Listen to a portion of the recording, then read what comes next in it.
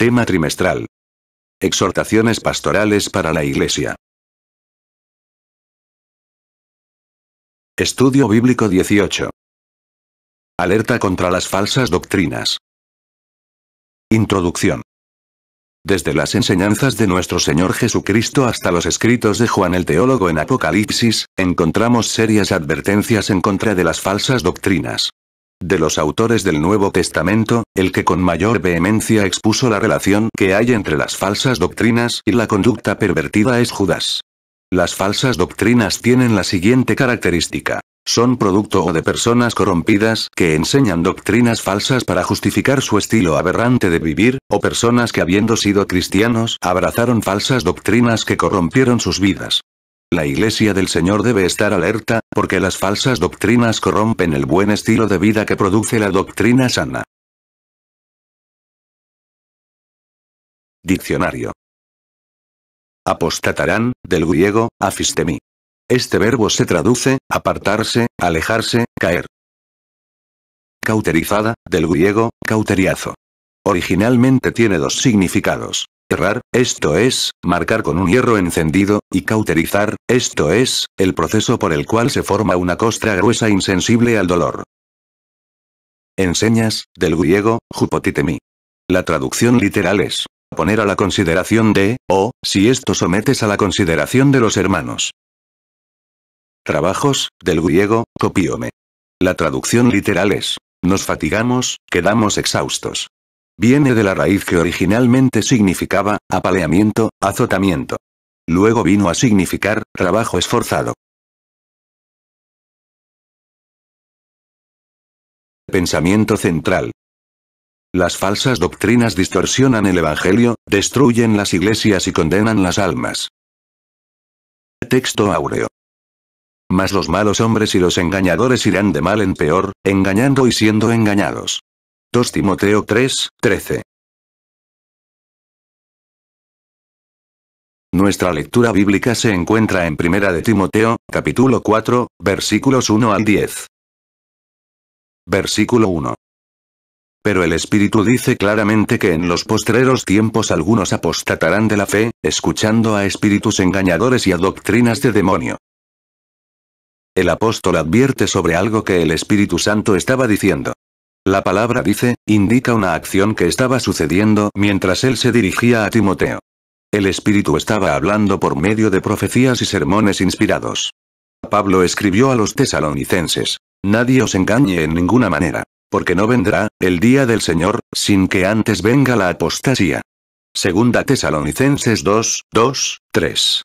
Cuando el Señor pronunció su sermón profético, dijo que una de las señales de su venida sería el surgimiento de falsos profetas y cristos que vendrían para engañar. Porque se levantarán falsos cristos, y falsos profetas, y harán grandes señales y prodigios, de tal manera que engañarán, si fuere posible, aun a los escogidos.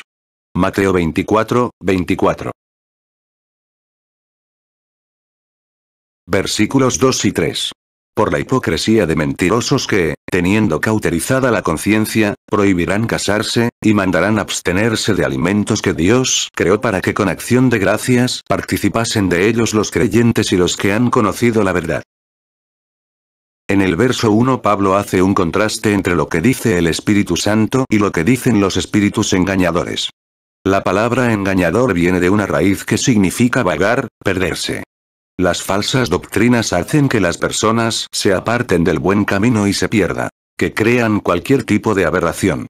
Pablo habla de espíritus engañadores, de doctrinas de demonios, de hipocresía y finalmente, de hombres mentirosos que tienen cauterizada la conciencia.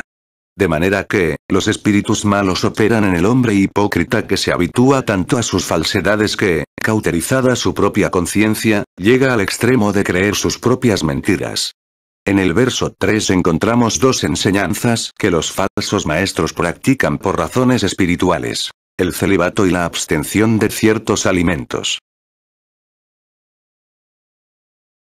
Versículos 4 y 5. Porque todo lo que Dios creó es bueno, y nada es de desecharse, si se toma con acción de gracias. Porque por la palabra de Dios y por la oración es santificado. varios grupos practicaban el celibato y la abstención de ciertos alimentos como medio de purificación. Ahora bien, Pablo no está diciendo que el que decida quedarse célibe le está haciendo caso a un espíritu malo. Lo que está anticipando acá es el surgimiento de movimientos dentro de la misma iglesia que intentarían, en nombre de Dios, poner cargas a los creyentes con la supuesta idea de usar estas como medios de santificación. Si por motivos de salud alguien está obligado a abstenerse de ciertos alimentos, lo debe hacer. En este caso no sería por motivos religiosos.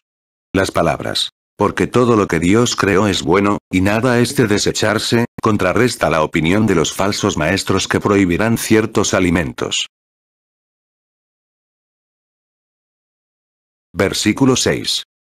Si esto enseñas a los hermanos, serás buen ministro de Jesucristo, nutrido con las palabras de la fe y de la buena doctrina que has seguido. Pablo le advierte a Timoteo que para llegar a ser un buen ministro de Jesucristo, debe enseñar a los hermanos todo aquello que él le está indicando. Para que su ministerio sea aprobado, tiene que ser un buen instructor de la sana doctrina y combatiente del error. Según algunos intérpretes de la Biblia, cuando Pablo trata el tema de los dones ministeriales en Efesios 4:11, indica que una de las responsabilidades de los pastores es enseñar.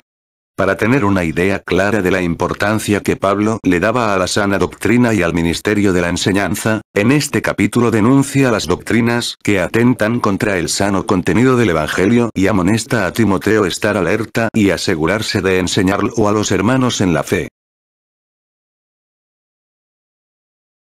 Versículos 7 y 8. Desecha las fábulas profanas y de viejas. Ejercítate para la piedad. Porque el ejercicio corporal para poco es provechoso, pero la piedad para todo aprovecha, pues tiene promesa de esta vida presente, y de la venidera.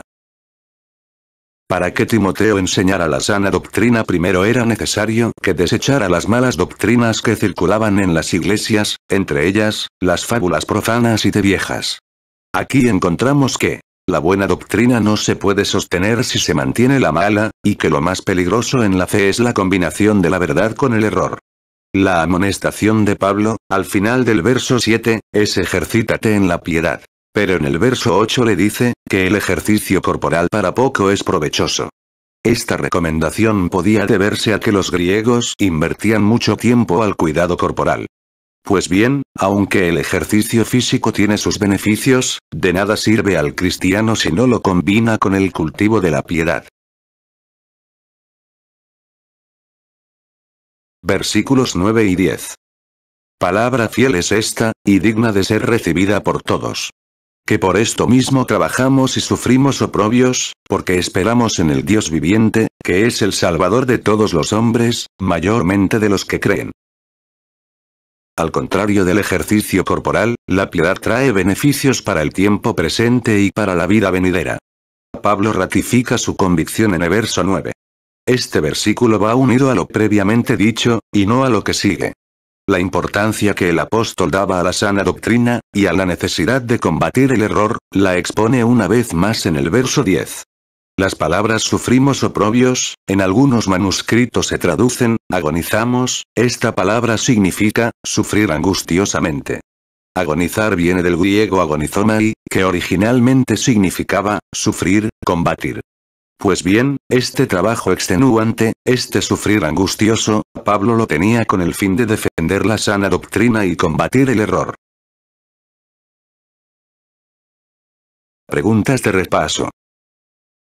Según Mateo 24:24, en el sermón profético predicado por Jesús, ¿cuál dijo que sería una de las señales de su venida?